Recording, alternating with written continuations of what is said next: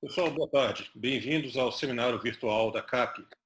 Hoje o nosso palestrante é o Dr. Laércio Massaro Namikawa, que ele fez a graduação em Engenharia Eletrônica pela Univap em 88, mestrado em Computação Aplicada pelo INPE em 95 e doutorado em Geografia pela Universidade Estadual de Nova York, em Buffalo, 2006. Hoje ele é tecnologista sênior do INPE, trabalhando na coordenação de observação da Terra, divisão de processamento de imagem, em ciência da computação com ênfase em modelagem ambiental e processamento gráfico, atuando nos seguintes temas: modelos dinâmicos espaciais, modelagem numérica de terreno, grades irregulares, triangulares, modelagem hidrológica, sistemas de alerta para desastres naturais, processamento de imagens e sensoramento remoto. A palestra dele é sobre processamento de imagens para resposta a desastres. Laércio, a turma é sua. Esteja à vontade. Obrigado, Rafael. Obrigado, pessoal, por assistir essa seminário. Deixa eu só ligar meu reloginho aqui no celular para poder enxergar o horário aqui direitinho, sem me perder muito. Deixa eu só abrir aqui. Disparei o cronômetro. Pronto. Boa tarde, gente. Então, o Rafael já me apresentou, eu sou o Laércio, eu trabalho aqui na DPI e nos últimos anos eu tenho me dedicado bastante, então, ao trabalho de imagens de satélite para resposta a desastres. O objetivo principal do uso das imagens na resposta a desastres é prover rapidamente uma análise da situação em que se encontra aquela região que foi atingida pelo desastre. Então, vamos continuando. A ideia de usar imagem de satélite, então, é muito importante, mas a gente precisa ter a capacidade de uma resposta rápida.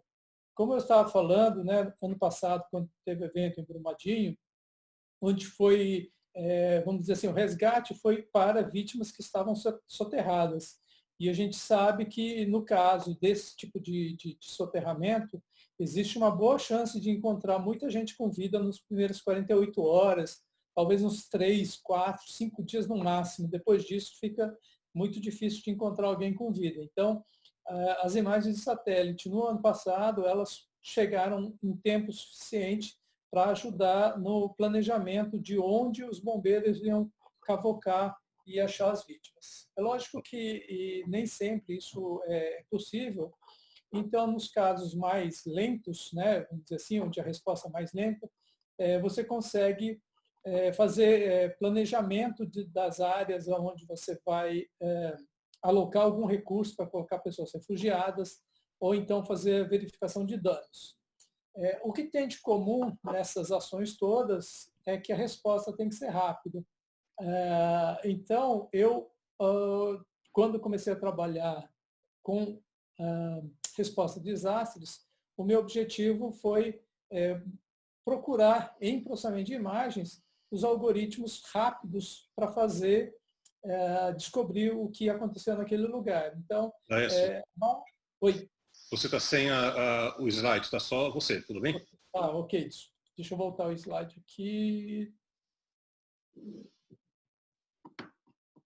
Agora ele está...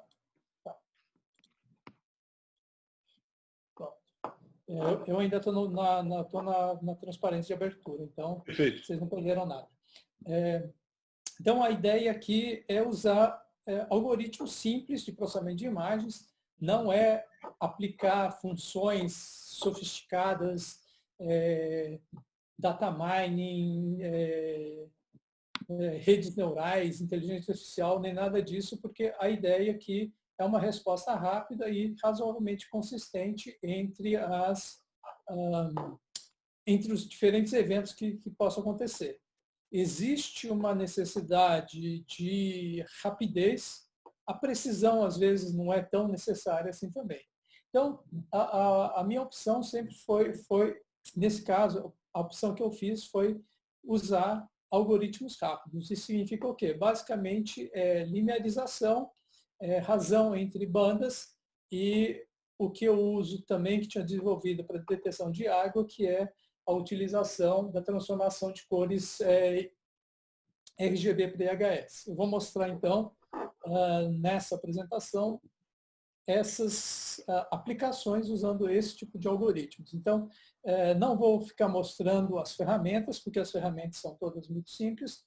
Eu vou mais mostrar as imagens e alguns estudos, alguns casos onde elas foram utilizadas e dar alguns detalhes adicionais.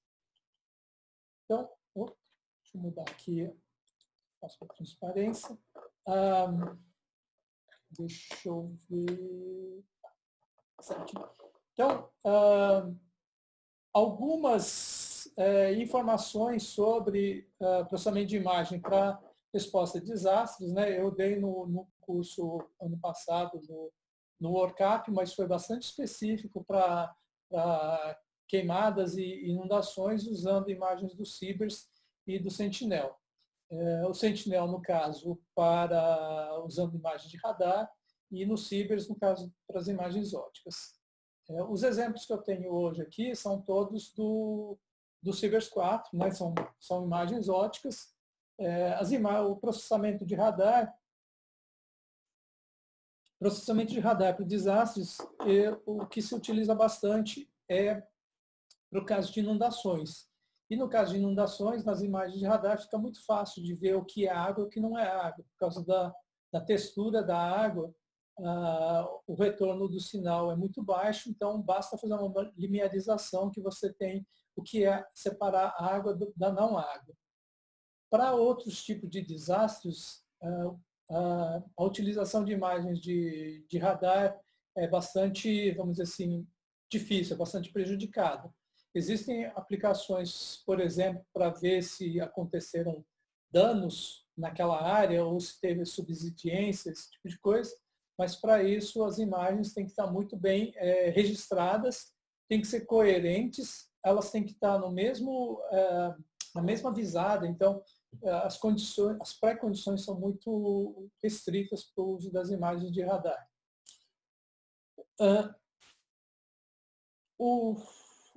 Na transparência aí também, vocês estão vendo o Charter Desastres. A gente chama ele de Charter Desastre, mas o nome oficial dele é a Carta Internacional Espaço e Grandes Desastres. Esta não é uma organização, isto é uma carta de intenções assinada entre agências espaciais. O INPE faz parte dela desde 2011. A carta existe desde o ano 2000, porque lá no final do século XX se descobriu, ou as agências espaciais francesa, europeia, canadense, acharam que as imagens de satélite tinham potencial para ser uso na resposta a desastre, mas que o tempo de resposta, de entrega das imagens era muito demorado. Então, com o conjunto de satélites que existia naquela época, se poderia fazer uma cobertura mais rápida e entregar a imagem no caso de desastres. Então, foi assinado essa carta de intenções. Hoje, ela é uma atividade voluntária, todos contribuem com o que podem contribuir, e hoje eu sou membro da Secretaria Executiva dessa carta, e dentro dessa carta, então, as imagens, no caso de grandes desastres, né, os desastres eles são definidos como grandes, ou seja, não é qualquer desastrezinho que vai ser usado, mas eu capturei essa página hoje, né, o último desastre é o que aconteceu nesses últimos dias, o que está acontecendo ainda, né, no Japão, a inundação no Japão. Esse chamado foi ativado essa manhã, e aqui, no caso do INPE, né, a gente já recebeu o pedido dessa imagem e vai fazer uma aquisição usando o sensor AWFI amanhã sobre essa área, e daqui a 24, 48 horas, essas imagens vão estar disponíveis para serem entregues para o usuário no Japão poder fazer o mapeamento dos danos ou das áreas atingidas por essa inundação. O evento anterior ali é aquele escorregamento de terra que teve na mina de Jade, em Mianmar, que foi alguns dias atrás. e anteriormente o derramamento de óleo lá na Sibéria. Então,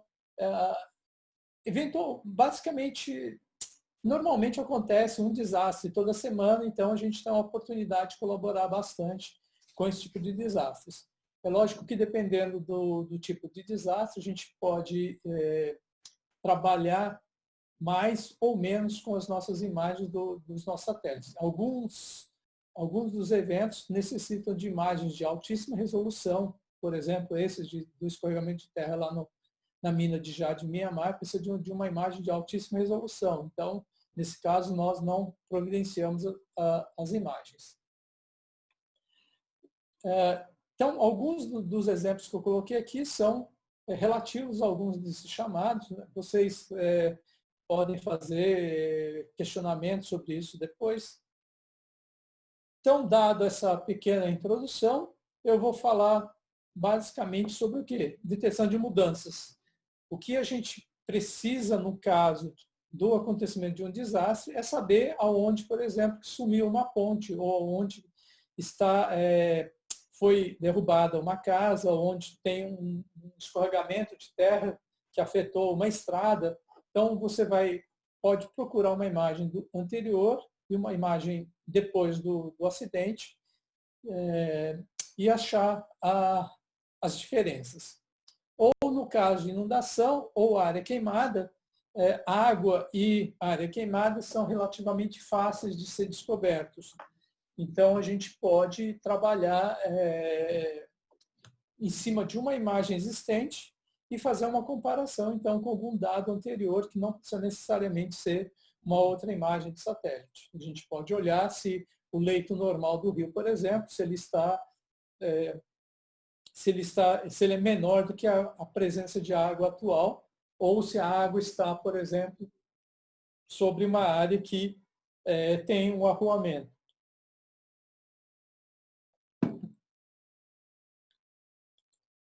Então, partindo para o primeiro ponto, que é a detecção de mudanças, a gente pode pegar, então, imagens de satélite. Né? Nesse caso, eu estou usando como exemplo as imagens do sensor PAN-5 do Sibers 4, sobre um evento que aconteceu em Jarinu, aqui no estado de São Paulo, em 2016. Hoje eu estava procurando as transparências, achei que era 2018, mas já foi 4 anos atrás.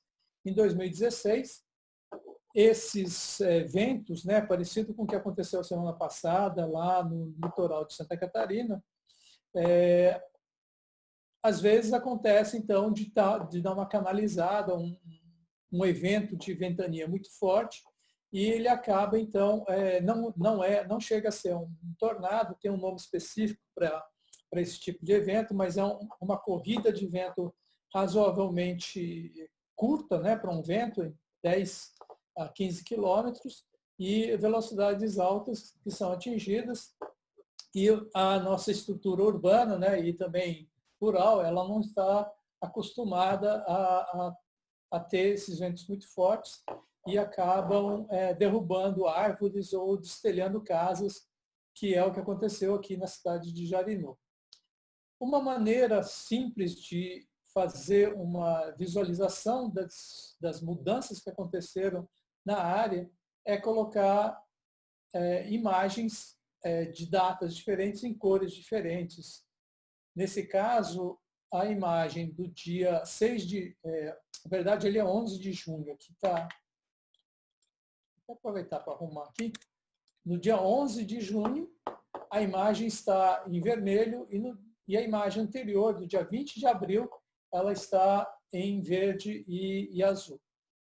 O que vai acontecer aqui? A imagem do sensor PAN-5 é o que a gente chama de imagem pancromática. É como se fosse uma imagem nível de cinza do que a gente vê com os nossos olhos. Então, se as coisas escuras que a gente vê numa imagem cinza são vegetação, asfalto, esse tipo de coisa. Num telhado claro ou um solo nu, eles aparecem mais claros na nossa imagem. Então, o que aparece em vermelho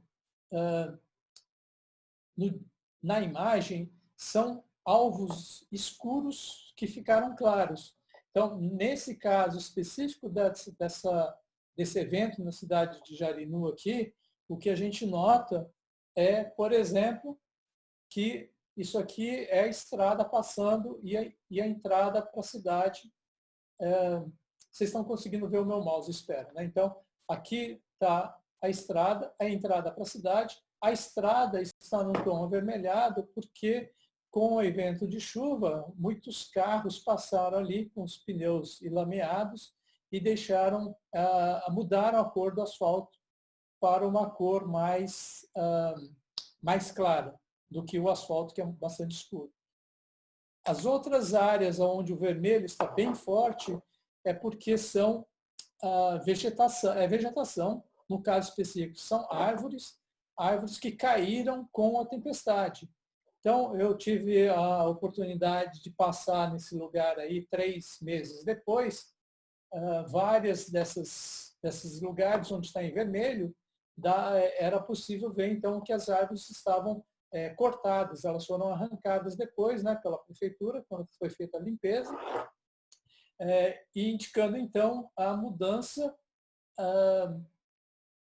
que nesse caso é a perda de vegetação. Tá?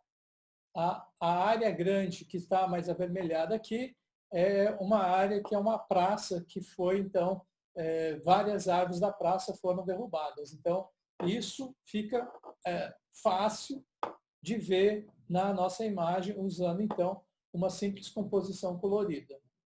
É lógico que essa imagem é muito boa para você fazer uma identificação visual. Se você quiser extrair número de árvores que foram derrubadas, por exemplo, eventualmente você poderia até tentar contar quantos pontos vermelhos você tem nessa imagem. Mas eu não cheguei a aplicar esse tipo de algoritmos aqui. Poderia até eventualmente tentar.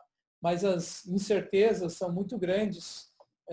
Teria que ter feito esse trabalho logo em seguida para olhar as imagens, olhar a área em loco, né, in situ. E outro detalhe aqui também é que essa imagem aqui da PAN 5M do sensor do satélite Cibers 4, ele tem uma resolução de 5 metros. Então, somente aquelas árvores muito maiores elas seriam facilmente distinguidas na imagem.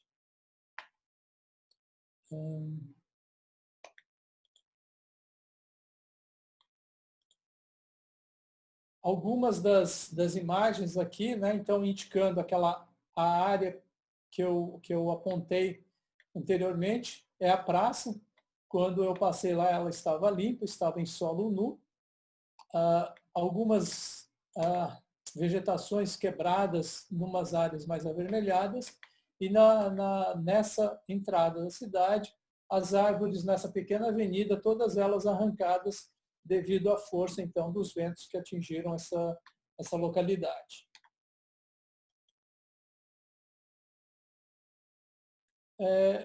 Aqui, se nós quiséssemos fazer algum tipo de processamento de imagem, além da visualização, alguns algoritmos muito simples que a gente poderia ter aplicado, por exemplo, é fazer uma diferença entre as duas imagens. A imagem do antes menos a imagem do depois, com o intuito de fazer com que as diferenças sejam realçadas.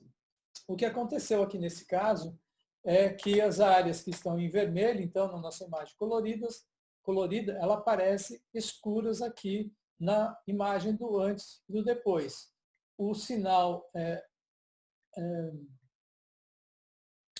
que a gente tinha de valores altos antes da ventania, valores baixos, desculpe, antes da ventania, e valores altos depois da ventania estão realçados, então, aqui com essas cores, essas áreas mais escuras. Poderia ser feita uma linearização aqui e descobrir as áreas onde teve uma mudança nas imagens. Uma mudança que indica, então, a alteração devido à perda de vegetação nessas áreas. Algumas áreas que foram destelhadas, elas são difíceis de serem percebidas nesse tipo de composição. Então, se você tem uma perda de cobertura de telhados, por exemplo, dificilmente você pode aplicar alguma coisa para tentar extrair automaticamente essa perda de telhados, principalmente porque a experiência mostra que os telhados têm diferentes cores. Então, galpões industriais, em geral, têm os telhados bastante claros, mas as casas podem ter desde cobertura de concreto, né, de laje, até telha cerâmica, que tem umas tonalidades mais escuras. Então, acaba sendo muito difícil de você ter um algoritmo só para fazer, procurar destelhamento em imagens desse tipo nesse tipo de evento. Uma outra maneira de você realçar a diferença é você fazer uma razão entre o antes e o depois. A razão antes e depois, ela deixa eu ver se consigo, ela consegue dar um resultado um pouco mais contrastado do que o resultado da diferença simples entre as imagens. Eu não explorei muito nessa área em relação a esse desastre especificamente, porque os alvos, as mudanças que aconteceram aqui são em áreas muito pequenas. Então, eu vou falar sobre isso mais tarde, mas a gente tem engatilhado aqui, né, está quase disponível para o usuário final, o sensor WPM no satélite Sibers 4A, com resolução de 2 metros. E com essa resolução de 2 metros, eu espero que nos próximos eventos parecidos, nós consigamos, talvez, praticar um pouco melhor esse tipo de detecção de mudança na imagem com resolução de 2 metros. Talvez, até dependendo do tipo de região, de bairro, né? Algum bairro onde as casas são de telhados mais maiores, poderíamos talvez verificar, então, até destelhamento, se tivermos imagens do antes e do depois. Mas vamos ter que esperar alguma coisa acontecer para poder praticar esse exercício. Para vocês terem uma noção da diferença entre os dois sensores, essa daqui é os 5 metros da época do evento, e essa aqui é a WPM 2 metros, só que agora de 28 de maio de 2020. Então, existem 4 anos de diferença entre essas duas imagens, mas provavelmente nós vamos conseguir extrair alguma informação melhor com essa imagem.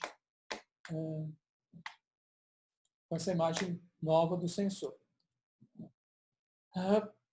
Aqui eu acabei colocando como exemplo, também dado do sensor Sentinel-2, 10 metros de resolução, aonde acabei tirando aqui agora uma diferença na matiz para realçar áreas de deslizamento de terra.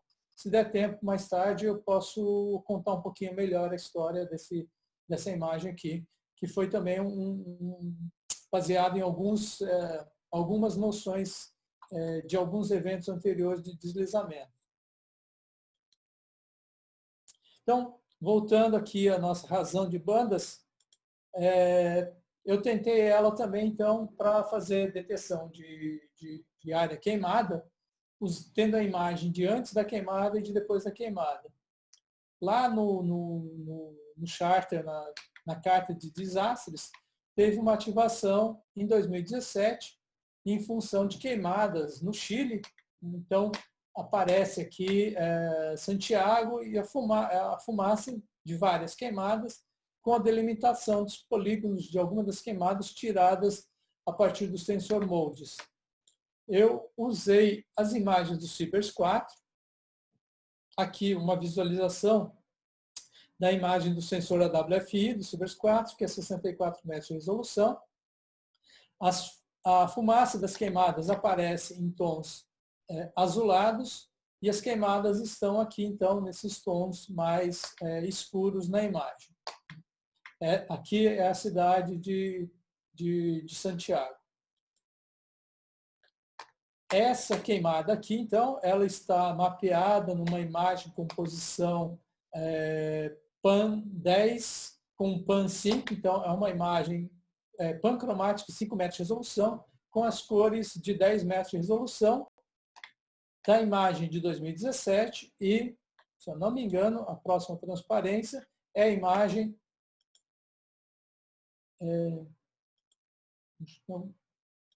a imagem dela já se recuperando depois da queimada. Eu achei que era a imagem do antes, mas na verdade não é. O que eu trabalhei aqui nessa imagem foi, então, usar a mesma noção de razão entre bandas para fazer, então, gerar um índice de reflectância da banda 4. A banda 4 no PAN 10, no CIBERS 4, o sensor PAN 10, ela é o sensor infravermelho.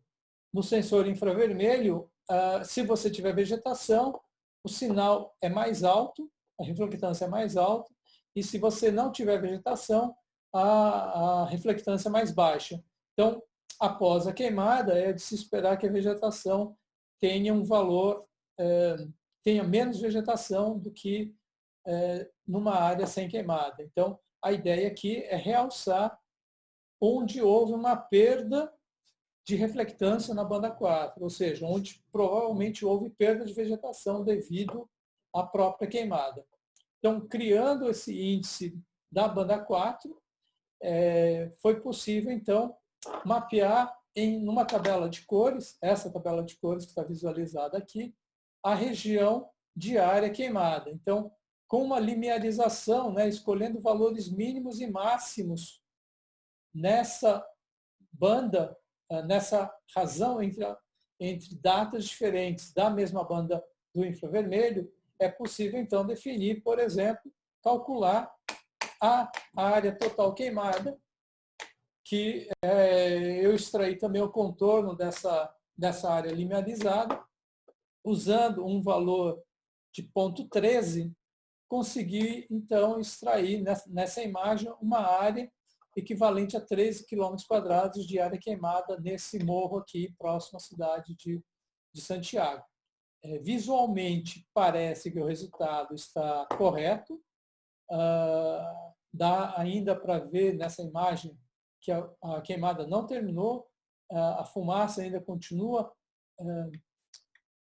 indicando que a região aqui mais abaixo da imagem continua queimando e pode, mesmo áreas que estão em sombra, as áreas mais escuras aqui, na parte de sudoeste da imagem, dá para perceber, então, que que a técnica conseguiu extrair razoavelmente bem, porque, na verdade, ele está realçando a diferença do índice de vegetação e não necessariamente da intensidade da reflectância em uma data ou na outra data, mas a diferença entre datas.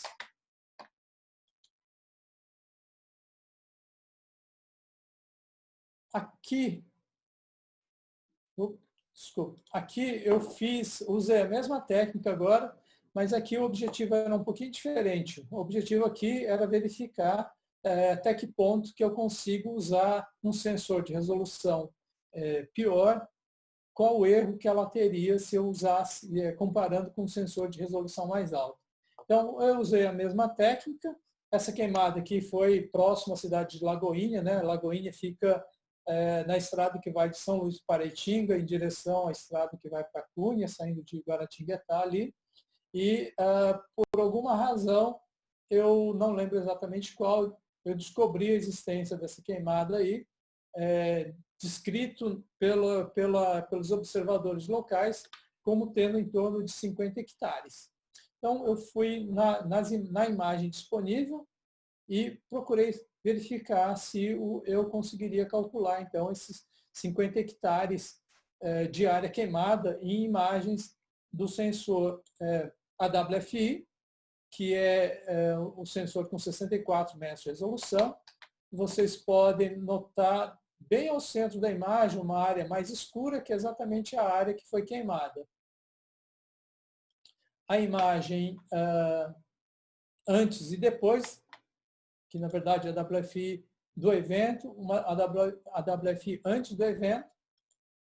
Essa daqui é a imagem do sensor MUX do Sivers 4, que é 20 metros de resolução, aonde, usando a mesma técnica do índice de antes e depois, e aplicando um limiar aqui de 0,12, é possível ver a área queimada aqui no centro da imagem.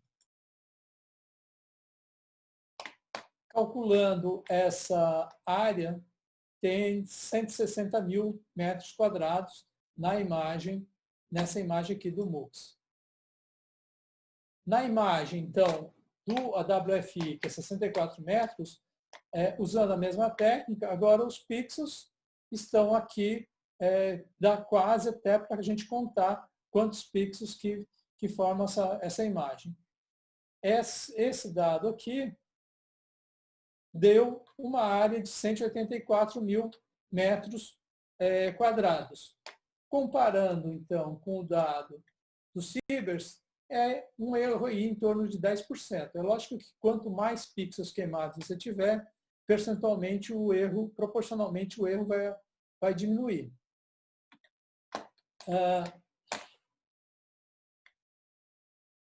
Eu não lembro exatamente por que eu marquei agora essa imagem 264 mil metros. Eu acho que alguma descrição que foi feita do evento, mas a ideia aqui, então, é que a técnica pode ser usada, então, para fazer a detecção de área queimada, usando, então, a informação da banda do infravermelho, do antes e depois do evento, usando, então, a razão de bandas.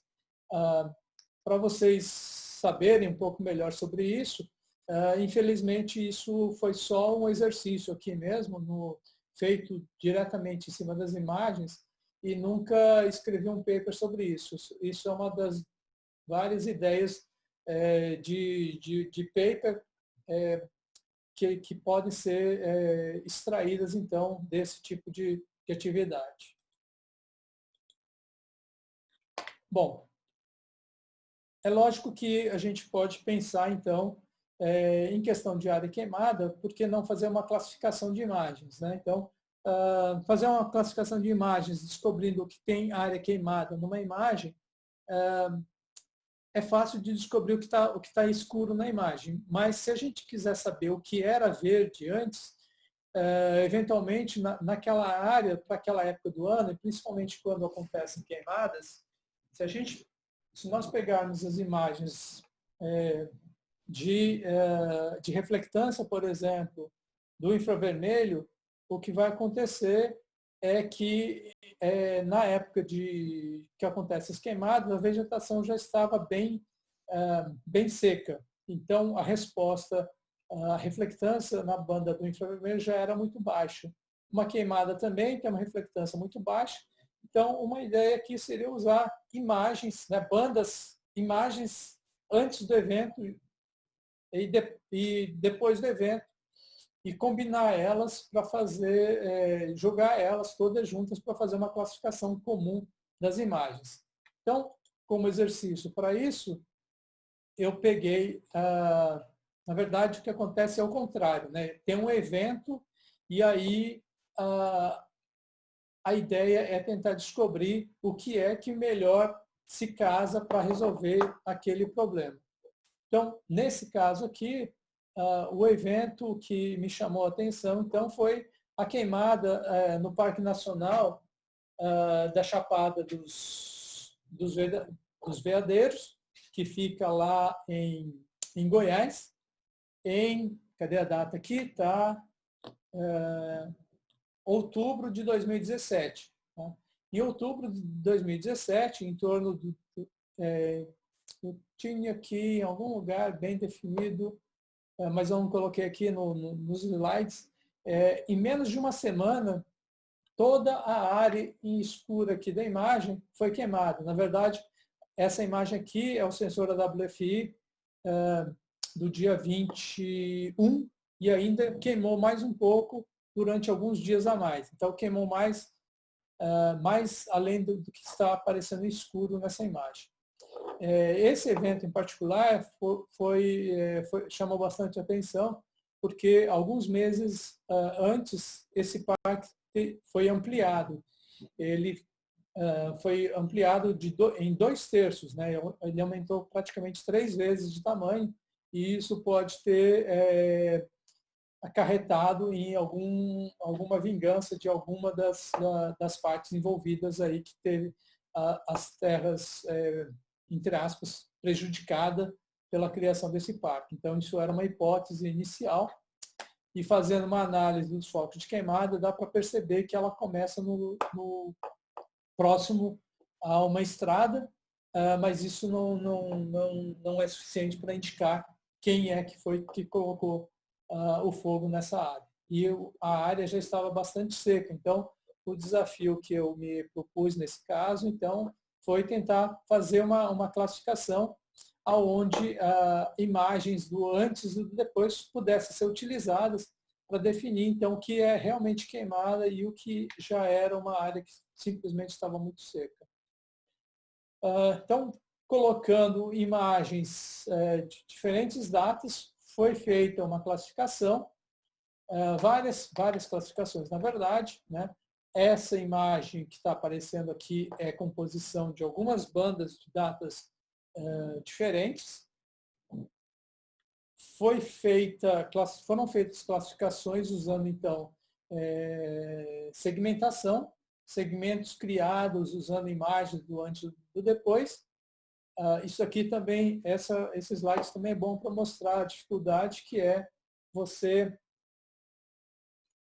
buscar uma resposta rápida no caso de um evento, porque as classificações semiautomáticas como essa daqui, depois você tem que achar quais são as cores que correspondem às áreas queimadas, áreas de vegetação, as áreas de campo seco ou de rochas nuas aparecendo, né? Nessa área existem regiões com rochas nuas que se confundem com algumas das áreas queimadas.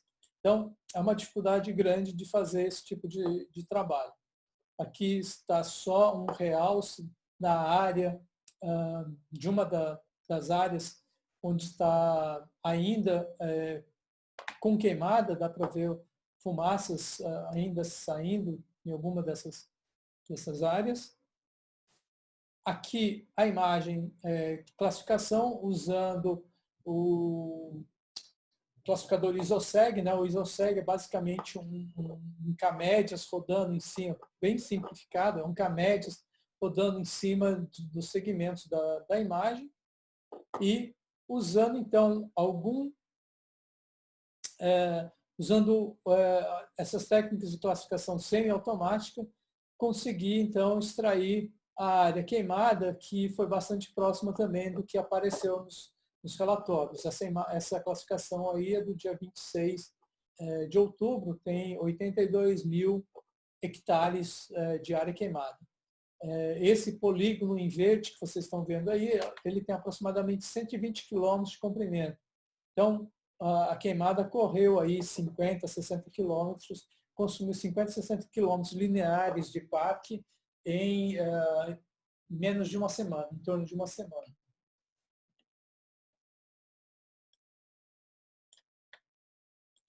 Esse exemplo aqui era bastante, então, para demonstrar que é possível de fazer classificação para achar área queimada, mas tem que tomar cuidado com as características específicas daquela região. Nesse caso aqui da Chapada dos Veadeiros, é uma área de cerrado, é um cerrado que fica muito seco na estação quando acontecem as queimadas. Então, uma estimativa de área queimada que feita com pouco cuidado provavelmente daria uma estimativa muito grande, grande demais em relação à realidade. Em relação, então, pulando um pouquinho de tipo de desastre, né? Uma grande parte dos desastres que acontecem, principalmente no Brasil, eles são devido a inundações. Então, a preocupação com mapear onde está coberto de água, em geral, no caso de inundações, a gente pode, dependendo do tipo de evento, né, lá a gente usa muito imagem de radar, como eu já falei antes, mas com imagem de radar a solução acaba sendo bastante simples. Então, a solução para imagem de radar é simplesmente verificar qual que é o limiar aonde a intensidade do sinal do radar, do reto espalhamento do radar é baixo, indicando a presença de água. Só que, como eu já disse antes, pode acontecer muitas vezes, então, de algumas áreas não serem possíveis de serem mapeadas com imagem de radar. Por exemplo, se você tiver inundação entrando dentro de uma área urbana, né, acontece muito dos retornos de sinal muito forte, ou então inversões, e as comparações com áreas não inundadas fica bastante difícil. Então, a área sem inundação fica bastante difícil, devido às mudanças também na geometria. A gente tentou isso em algumas inundações lá em Porto Velho, em Rondônia, alguns anos atrás, e ficou bastante claro que a gente conseguia ver bem aonde a água do rio tinha se expandido, mas não conseguia ver onde a água do rio tinha entrado para dentro do arroamento da cidade. Bom, independente disso, né, então na imagem óptica o que a gente quer procurar é a presença de água. Vai confundir um pouquinho mais, mas a ideia de achar água é muito, muito útil.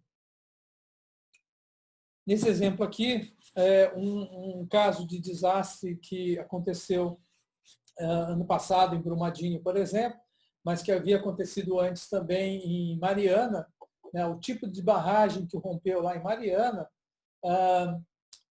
não permite a presença de água próximo ao barramento, aonde você colocou a estrutura da sua barragem, porque aquela água pode passar por cima da barragem, pode erodir ou pode liquefazer o barramento. No caso de Brumadinho, o que aconteceu aparentemente foi uma liquefação não no topo da barragem, mas lá na parte de baixo da barragem. Então, não seria possível de visualizar. Mas uma das maneiras de você verificar se a barragem está correndo risco ou não é achar água na imagem e verificar, por exemplo, se a distância da água em relação ao barramento está numa distância segura ou não. Essa transparência está mostrando o trabalho feito pelo pessoal lá em Minas Gerais, pessoal do meio ambiente que cuida do monitoramento das barragens, onde eles testaram, então, o algoritmo que eu vou falar para a detecção de água nas imagens e verificando, então, a distância dele em relação ao barramento. Então, eu já mostrei aqui a imagem do barramento de Mariana, que rompeu, que está apontado na seta em vermelho, causando, então, isso que é a imagem antes, e essa imagem aqui é depois do rompimento, e aqui o material todo que drenou para o rio, causando, então, essa mancha avermelhada na imagem.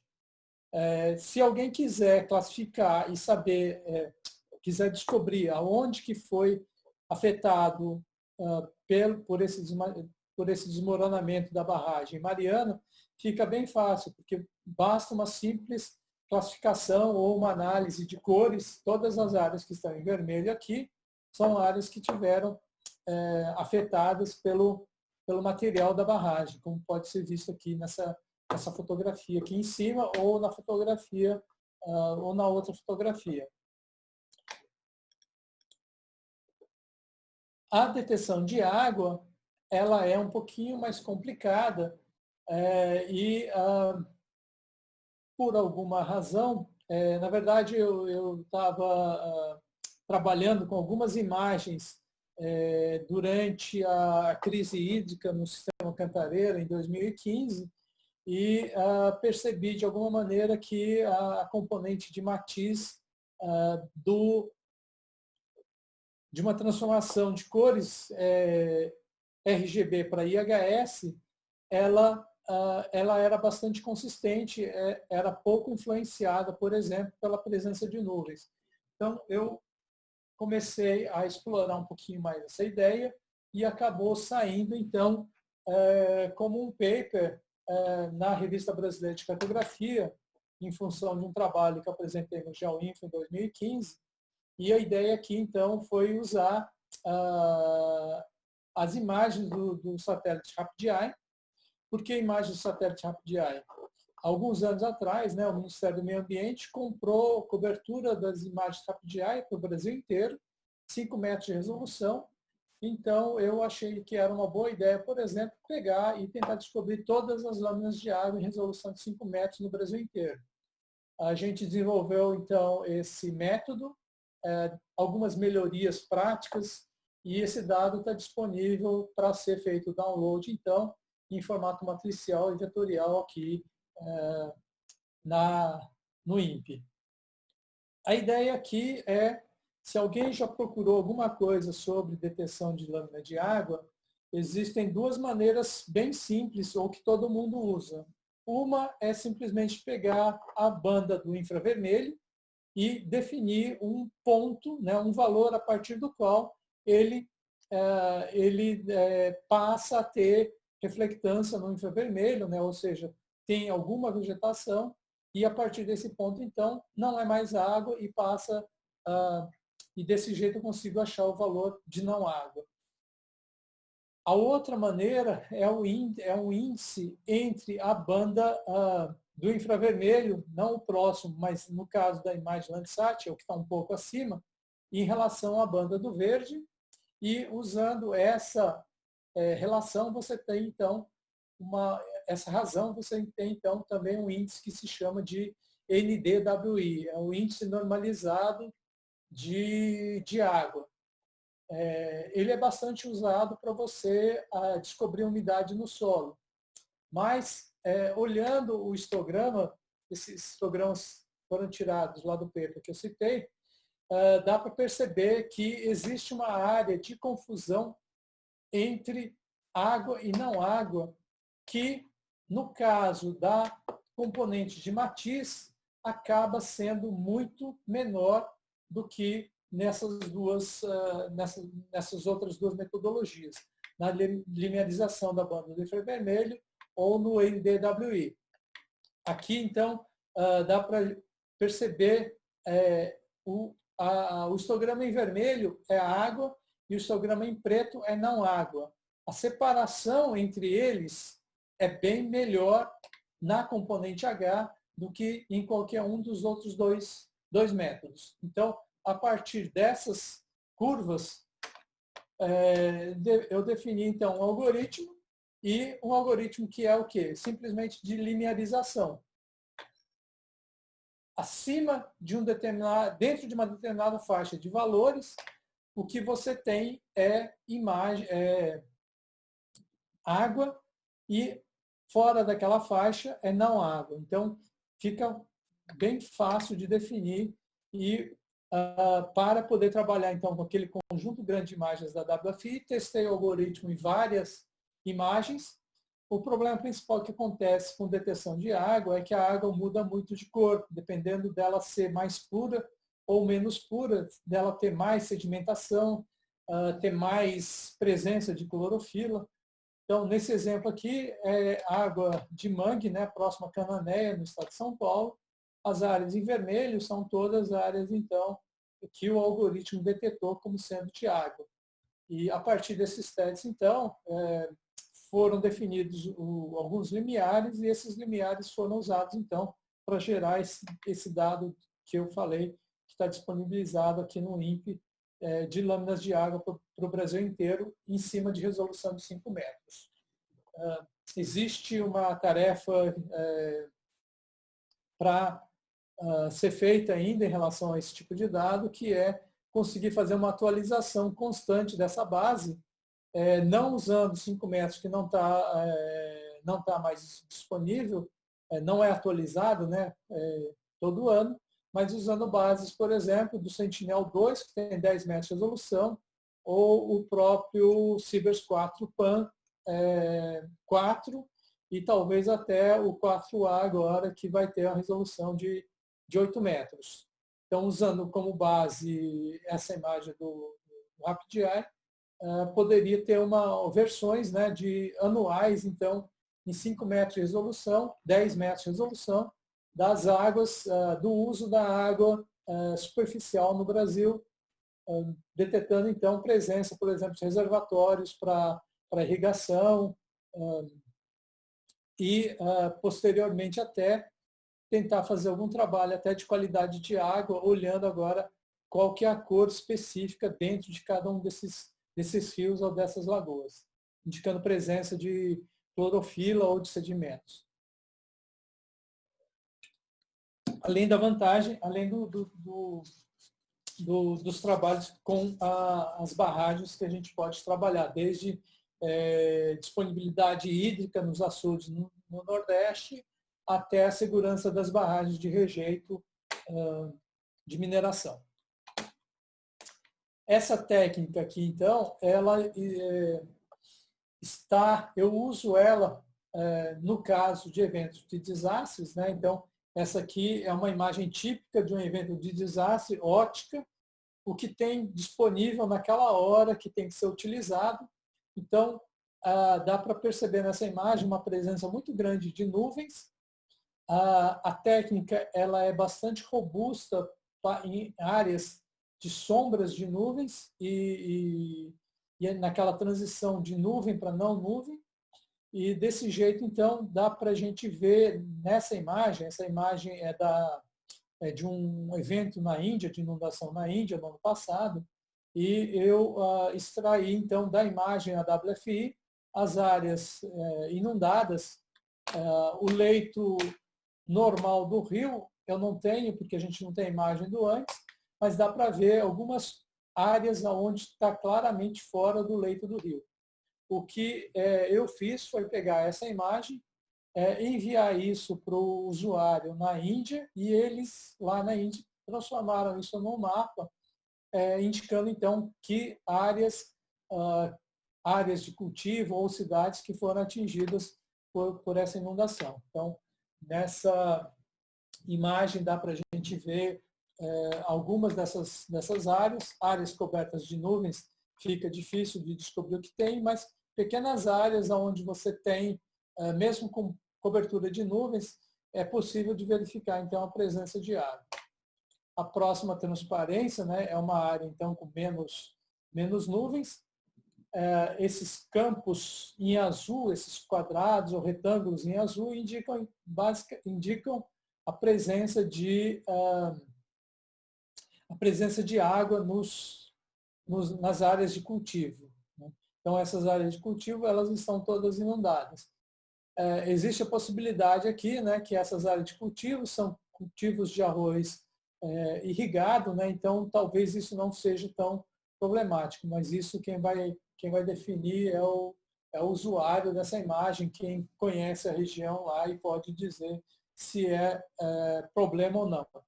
No nosso caso aqui, por exemplo, né, se essa imagem fosse no Brasil, poderíamos estimar perdas na cultura devido à inundação. Quando você tem uma área de cultivo inundada, provavelmente ela vai estragar e vai acabar com o cultivo, com aquela safra, pelo menos aquela safra vai ser destruída. Aqui é a imagem do mesmo evento na Índia.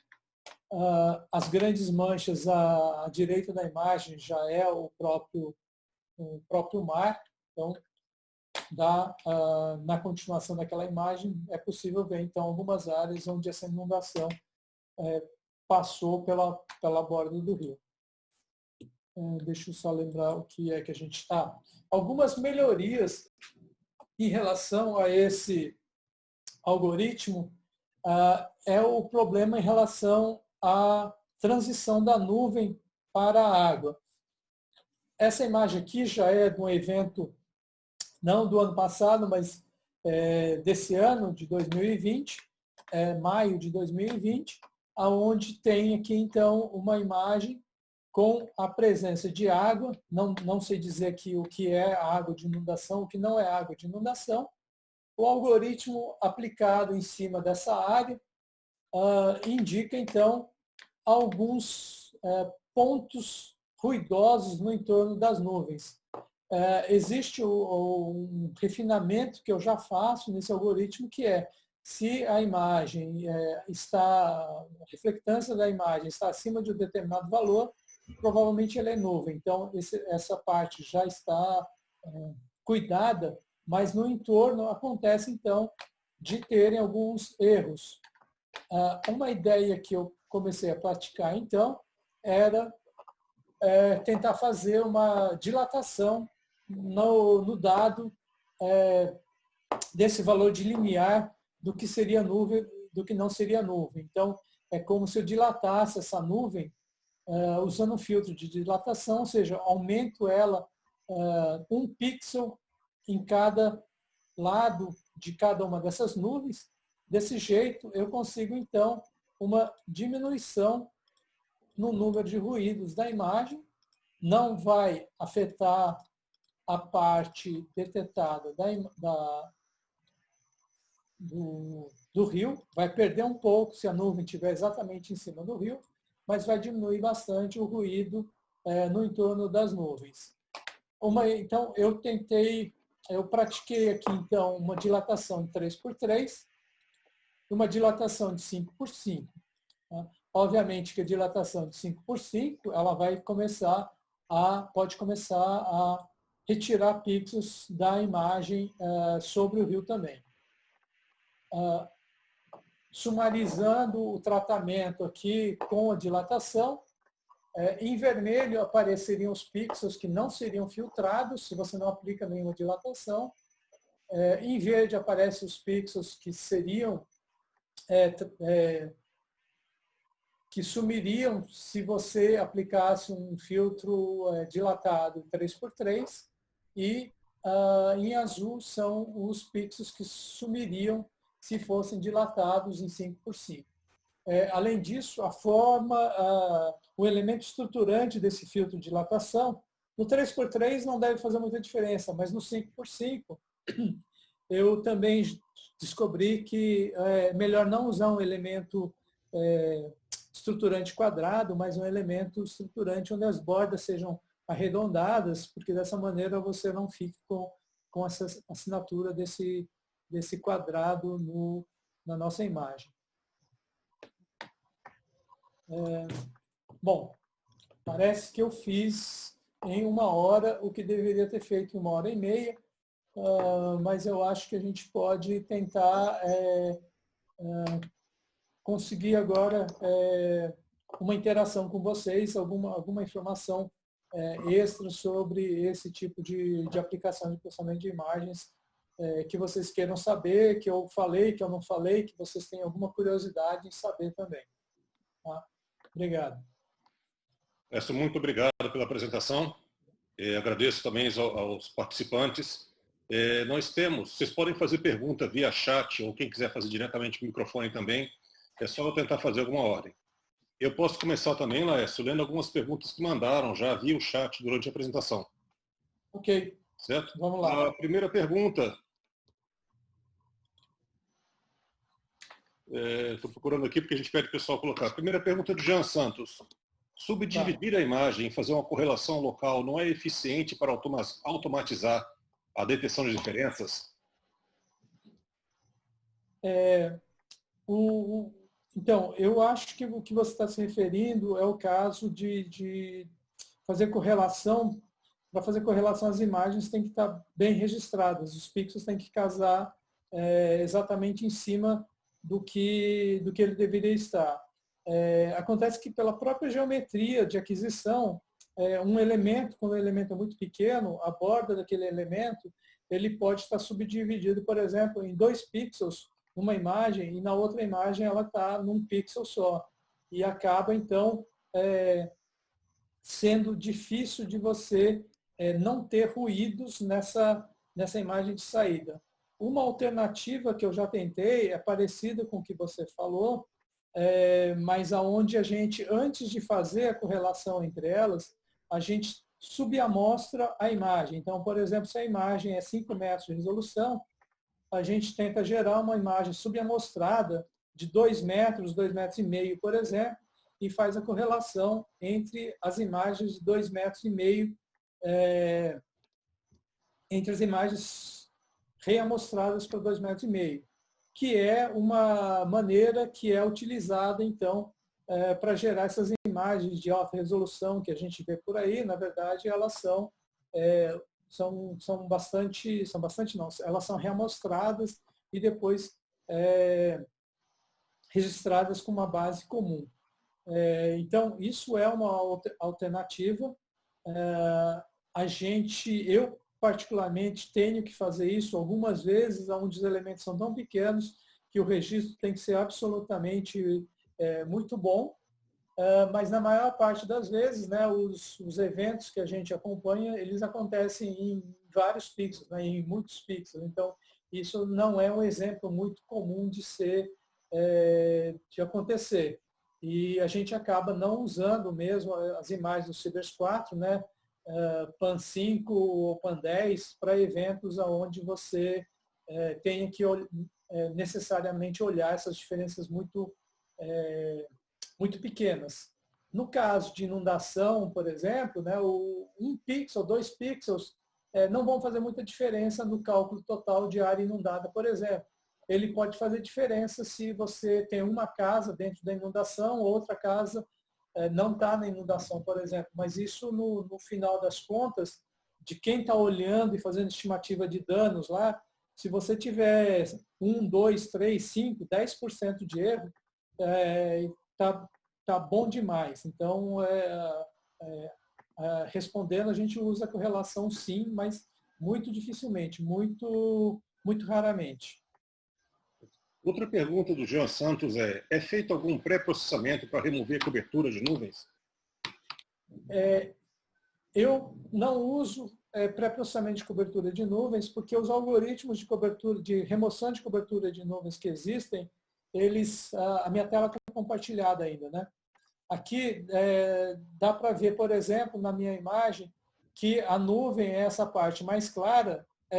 O algoritmo vai marcar para mim essa área mais clara, mas como ele não sabe exatamente onde está a sombra dessa nuvem, por exemplo, os algoritmos vão jogar um buffer em torno dessa imagem e muito das áreas inundadas elas seriam perdidas. Então, os pixels em azul escuros que estão nessa imagem aqui são pixels com área inundada.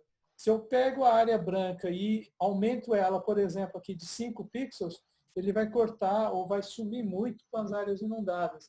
Então, por causa disso, eu não uso a filtragem, né, os algoritmos de remoção de nuvens que existem por aí, por exemplo, o FMask ou algum desses aí, que na verdade eles não removem nuvens, né, eles simplesmente mascaram áreas de nuvem e áreas próximas a essas nuvens.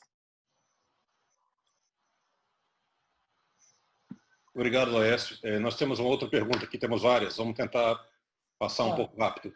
O Marcos Rodrigues quer saber se foi feita alguma análise sobre o evento do ciclone bomba.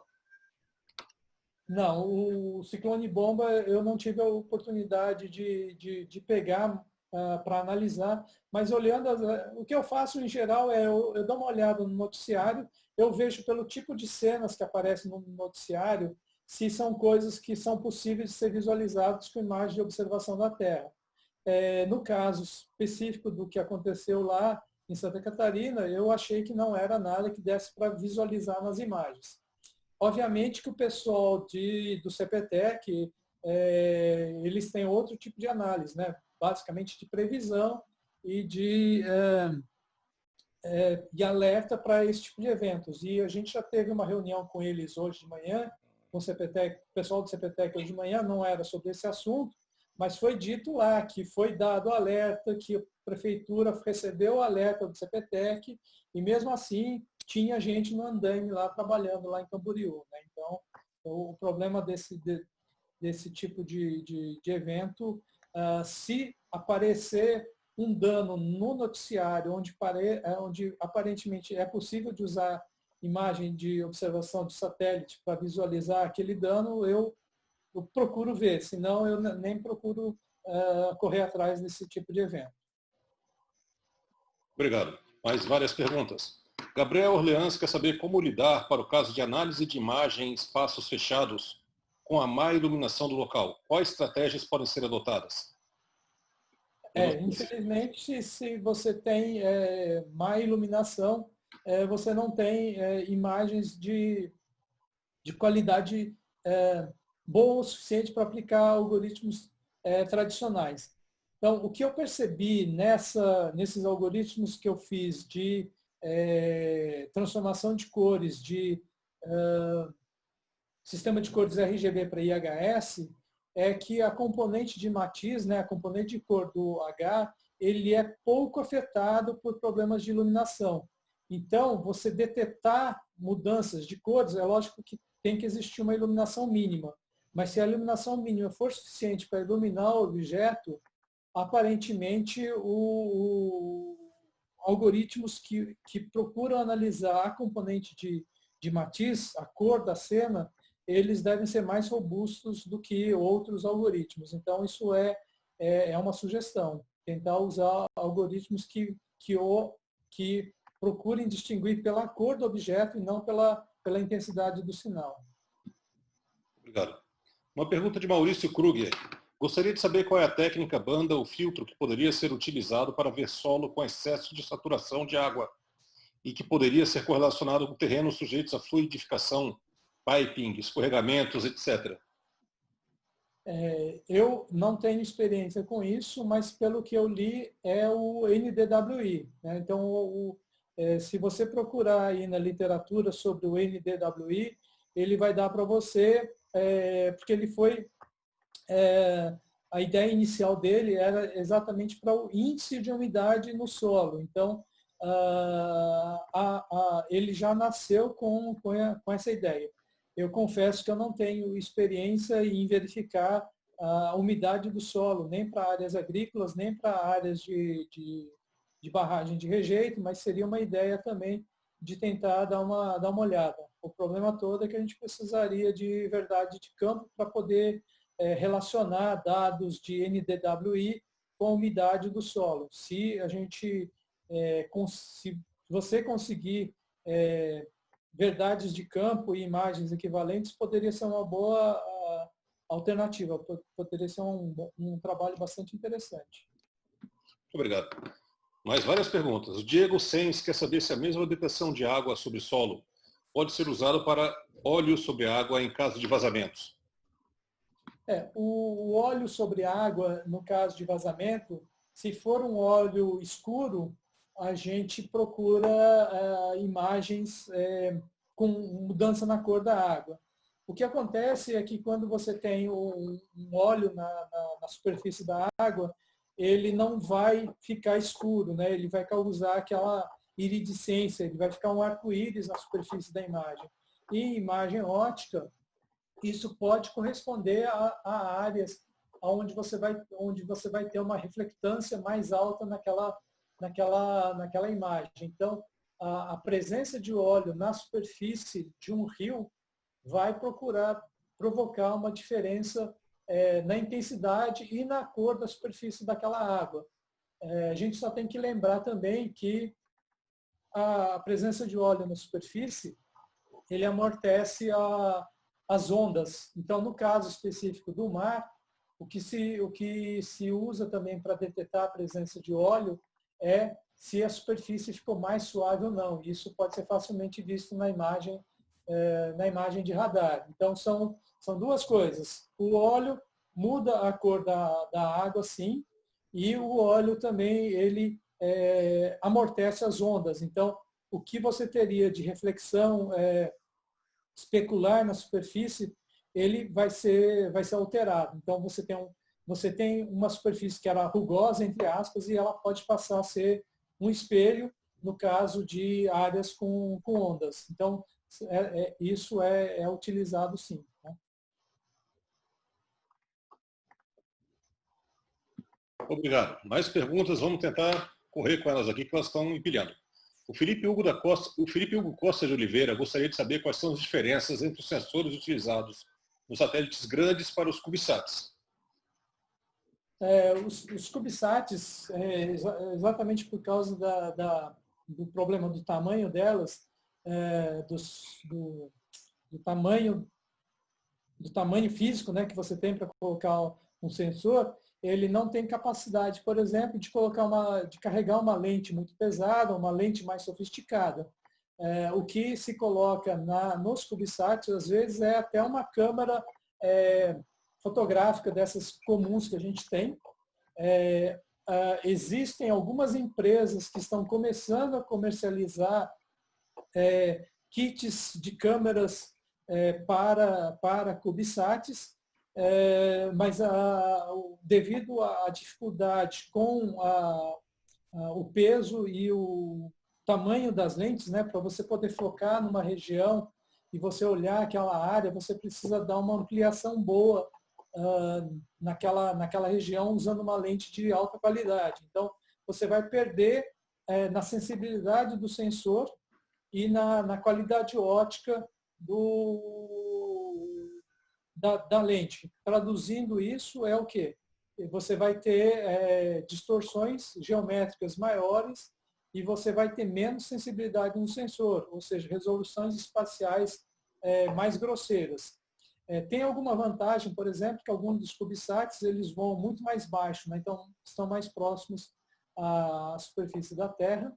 E, além disso, devido a questões de órbita também, você vai ter diferentes ângulos de iluminação, horários de passagem diferentes. Então, é bom para por exemplo, uma agência trabalhando com espionagem, alguma coisa assim, você pode ter imagens que você tem especialistas olhando aquilo visualmente. Para fazer a análise automática, fica bastante complicado em função dessas grandes diferenças. A plataforma é restrita em termos de peso e de tamanho, então as consequências não são, essas consequências são as esperadas. Obrigado.